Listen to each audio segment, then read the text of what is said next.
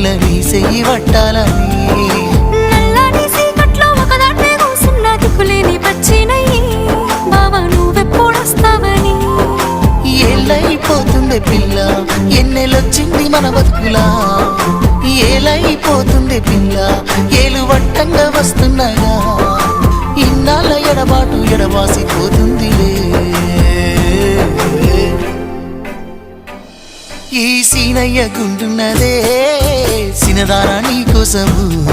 ఈ దూరాన్ని చెరుపుతూ తీరాల కగిలింది అందాల ఈ మానము